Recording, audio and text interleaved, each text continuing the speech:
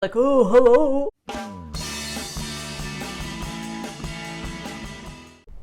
Hi everybody, it's me, Jill, and welcome to Jill Informed. Today we have the recap of The Real Housewives of Beverly Hills, Season 8, Episode 7, Birthday Fever. Okay, so the show opens with Erica and Kyle meeting at a boutique, and they're talking about Erica and Dorit having that day together where they were looking at cars and all that stuff. And Kyle said, she's fun, isn't she? And Erica's like, yeah, she really is. Like, she's having so much fun with Dorit and she can't wait for PK's party. Erica, do you not remember last season, Pantygate? PK looking up your skirt, calling you names. Remember? No? Okay. Next, Rinna is, where else? Sitting at the booth in her kitchen. I think Rinna has filmed at her home kitchen booth more than anywhere else the entire time she's been on this franchise. I mean, I have committed that striped fabric to memory. Anyway, she's talking to her assistant about all the work she's doing. She's going to be back on Days of Our Lives. She's got QVC. She's going to be on The Middle. I mean, say what you want about Rinna, but that chick is a hustler. Next, we are in Del Mar, California, and Teddy and LVP are riding horses. They sit down to have tea and chit-chat with Ken, and Teddy is talking about how she has a beach house in Dana Point and she would like to invite everybody, but she's just a casual girl and she's kind of afraid with this group of people because they're just too uptight about certain things, and she's being coy, and Vanderpump wants to know what she's talking about, and she said, I'm not gonna name names, but somebody was having a big issue about what glass they were served their wine out of, and ears perk up, and she's like, who? Tell me who, I want to know. And Teddy goes, I'm not gonna tell you who it is. I'm not gonna name names. And Ken said, well, it isn't Dorit. She wouldn't care what glass she drinks her rosé out of. Okay. I hope you're not a betting man, Ken, because you'd lose. Lisa says, I think I know who it is. And of course you know who it is, Lisa. Who else among your group would be like that? Next, we are in Marina Del Rey with Dorit and Lisa Vanderpump. We're checking out the yacht that Dorit is going to rent for PK's birthday. I'm not exactly sure why Lisa Vanderpump is there, but she is. And the party planners there, they're talking about logistics. Dorit thinks that a responsible amount of money to spend for a party is somewhere between a Range Rover and a Rolls Royce. Okay.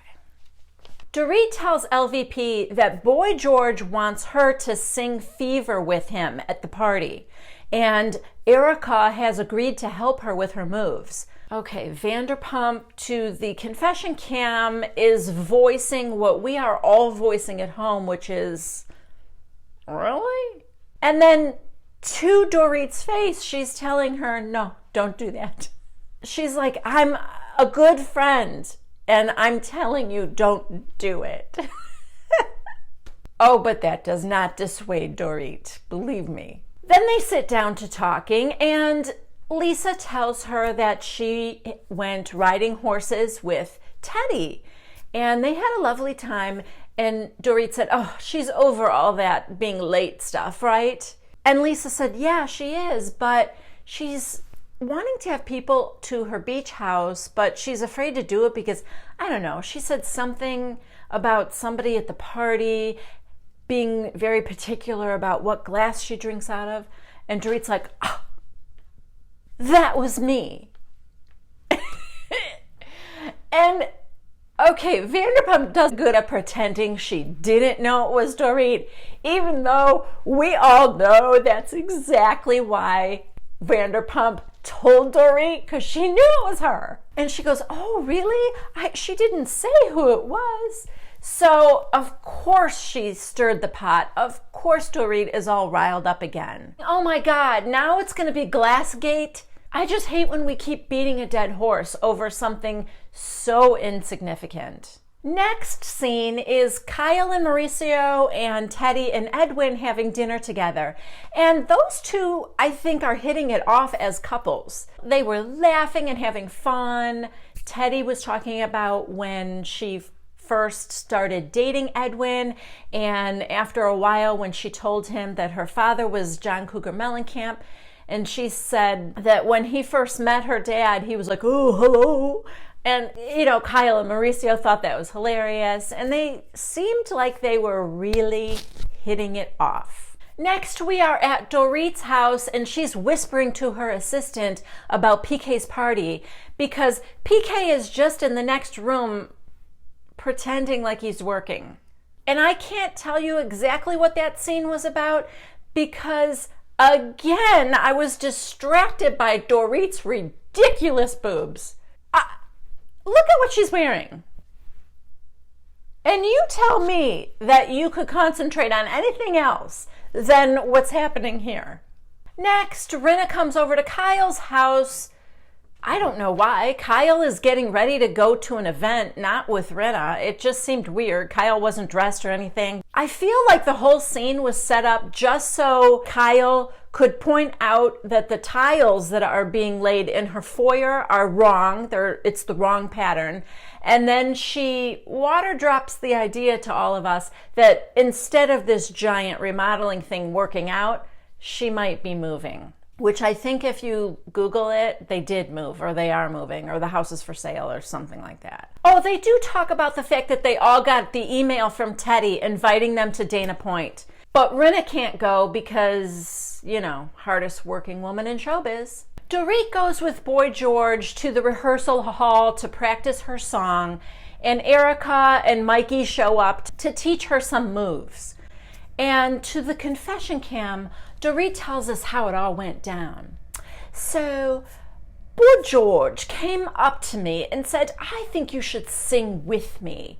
And at first I thought, oh no, I can't do it. I can't get on stage. No way. But then I thought, my God, what a wonderful gift this would be for PK. To see his two best friends in the whole world up on stage belting out a song for him.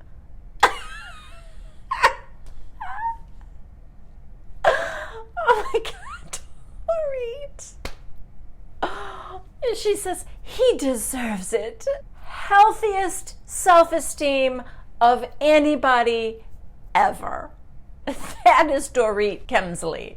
Oh, and then she follows that up by punching herself in the teeth with her microphone.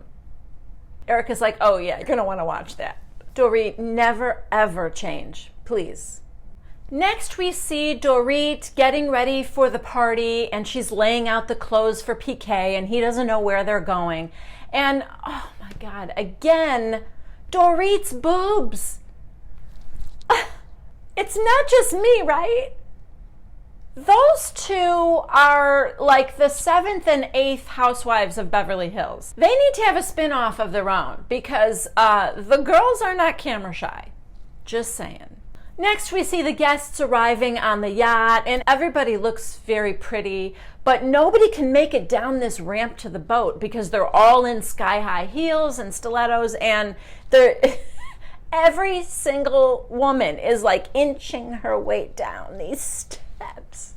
We cut back to Dorit and PK, and they're in the limo, and he now can tell that they're heading to an airport, and he says, oh, we're going to Vegas, aren't we? And she's like, mm-hmm. All four of them get into the helicopter, PK, Dorit, and Dorit's boobs, and I'm shocked they can all fit. So because the yacht that the party is at doesn't have a helipad, they have to actually land on another yacht that has a helipad. Then they take this little, oh my God, it looks like a lifeboat. Like a little rescue boat? I don't know. They take that over to the party yacht. But I have to give Dorit credit for this. She flew in all of PK's family, his parents and his brother and friends.